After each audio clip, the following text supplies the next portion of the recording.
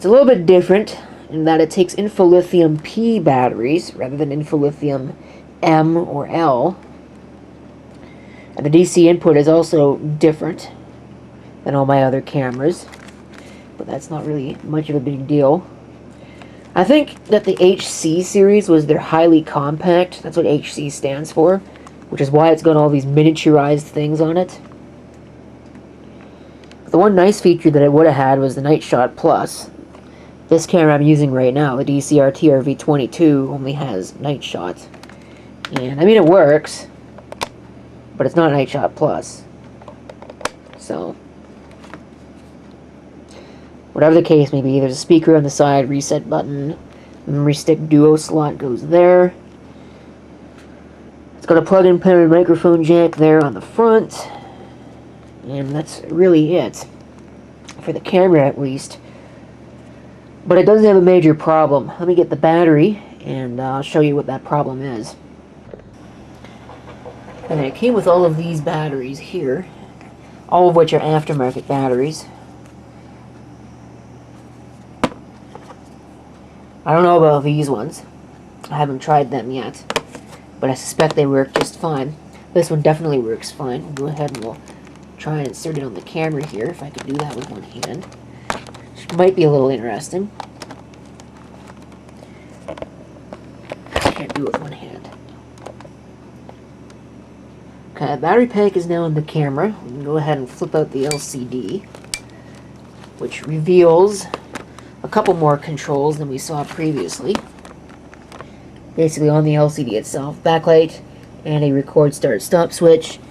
And that is all that you get. There is no other control on this. I did forget to mention the zoom lever, but there you go. So let's turn this thing on and show you the problems. The problem it has is threefold.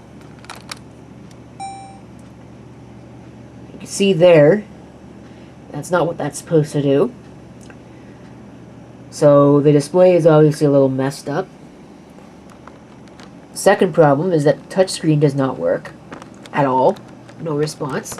So what's probably gone wrong is, considering how floppy this thing is that it's so worn out that the cable in here is broken in some way, which prevents me from using the touchscreen. And also, if I play around with a memory stick slot, it also does some very strange things. Or at least it was doing some strange things. Now, of course, it's not doing that. That's great. That's nice of it to start working as soon as I do this. Anyway, whatever.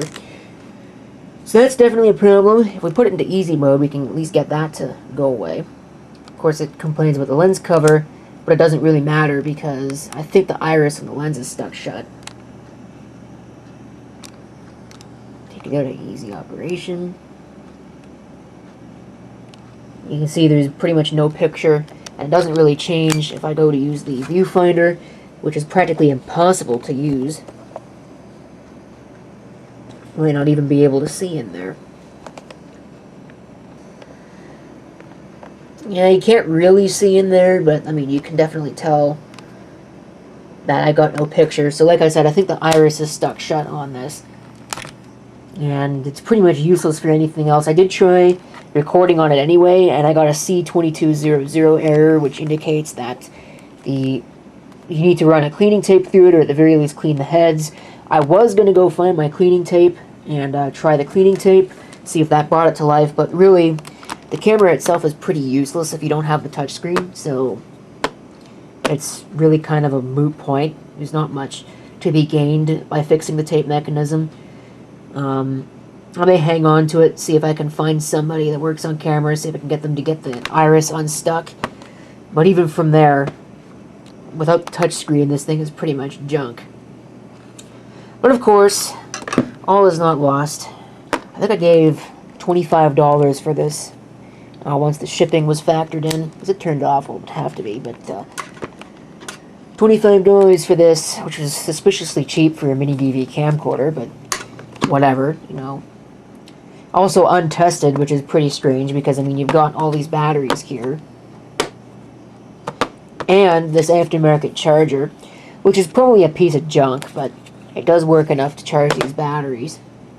So, I guess I've got a charger and some info-lithium P batteries if I ever come into contact with another one of these camcorders. Also got the remote control, which may or may not even work for this one. I don't know. It does, so that's cool.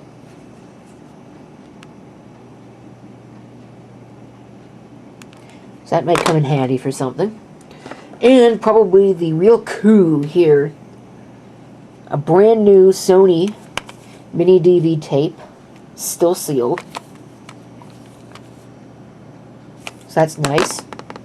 Also, a 2 GB Memory Stick Pro Duo, and it's in an adapter, but an 8 MB Memory Stick Duo. So all of that should be fun to play around with. Although I don't have anything that really takes a memory stick. I'll have to see if I can find a camcorder or something, see if there's anything still on these. As it turns out, I actually have pretty much nothing that will take memory sticks.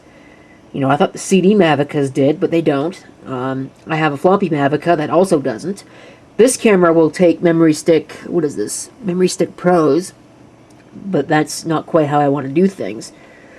The only other thing I've got in my possession that will take memory sticks, other than maybe a laptop with a card reader, is the card reader in this machine. So we'll go ahead and we'll try these out.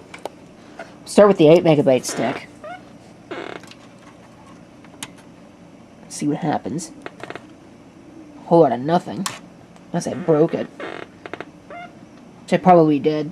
I might need to use the adapter. Well, I shouldn't need to use the adapter. This should support the Memory Stick Duo, but... Okay, we got a green light this time. And it looks like the computer has actually responded to it. So we got an 8 MB fat partition. Cool. So we'll come in here, and we'll see. Oh, it looks like there might be something on this. Aha!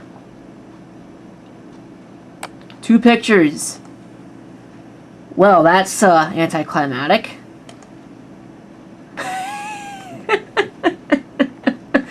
Okay, that right there is symbolically awesome in just an awesome way. I think I might have to appropriate that and use it as like the video thumbnail or something.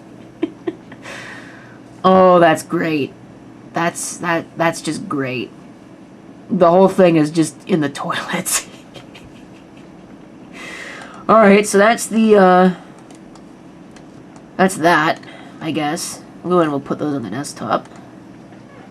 And I guess we'll do the unsafe thing. I'll just unplug it. And we'll take the memory stick out, and we'll put in the Pro Duo. This one might be a little bit more interesting because it's 2 GB.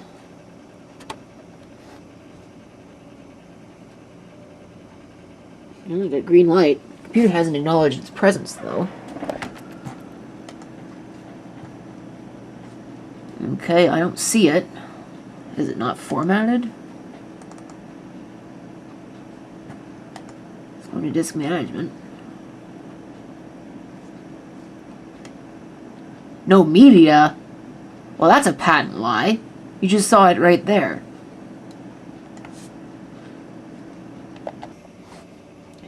Well, this memory stick might be completely bad because this computer is not recognizing it. So I'll try it in this camcorder and just see what happens. And I'll report back on my findings here in a second. Now, when I put it in this camera, all I got out of it was an incompatible memory stick error message, so it's probable that what's wrong is this camcorder does not support the Memory Stick Pro Duo, so I'll have to come and find something that does. That's not this computer, because it's possible this computer doesn't either. Because it does say /Pro and /Duo. So maybe it's Memory Stick Duo, Memory Stick Pro, but not the Pro Duo. I don't know. I'm not really well versed in memory sticks. So, even still, the batteries and the tape are really the main things that I was after anyway.